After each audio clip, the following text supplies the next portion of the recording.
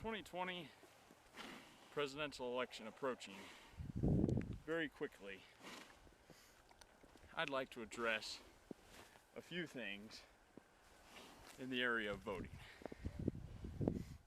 There's a lot of people these days that are wondering, oh, how much does my vote really count?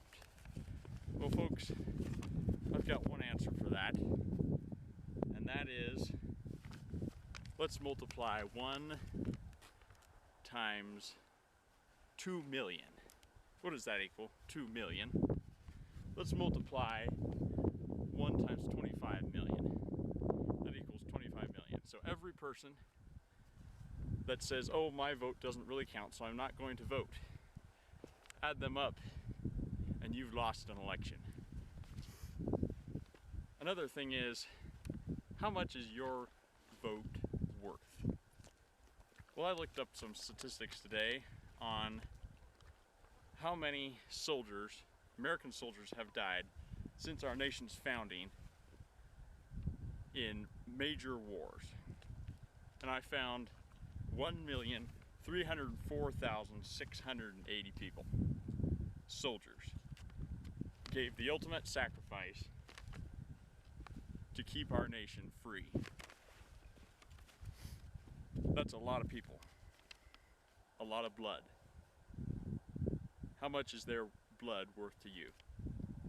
They died so that you could keep the right, the God-given right to vote. Are you going to throw their blood away? As many Christians in this country are not registered to vote, I want to speak to you. How much is this country worth to you? How much are these soldiers' blood worth to you? As a good citizen of the United States, it is your responsibility to vote. And it is only logical, because you live in this land, you take advantage of the opportunities, you take advantage of the availabilities, you take advantage of all the wonderful things this country has to offer, and yet you do not give back in your vote. Your vote is worth a lot. How do I know that? Joe Biden has spent over $1,300 million in the 2020 election alone. That's a lot of money, folks. It's worth a lot to him. Why? I don't know. But let me tell you, folks, this is the most important election our nation has ever seen. Get the wrong person in there, and this nation is done. No ands, no buts. It's done. So, I'd rather, instead of trying to describe this whole situation with my own words, I'm going to end it with a couple guys' quotes. The first one, Benjamin Franklin. And it reads, it's short: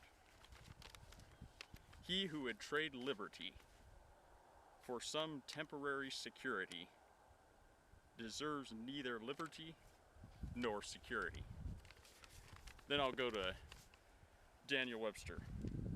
"If an angel should be winged down from heaven on an errand of mercy to our country, the first accents that would glow on his lips would be, 'Beware, be cautious.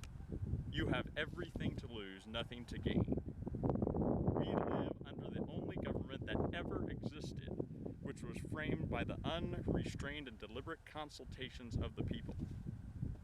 Miracles do not cluster. That which has happened but once in 6,000 years cannot be expected to happen often.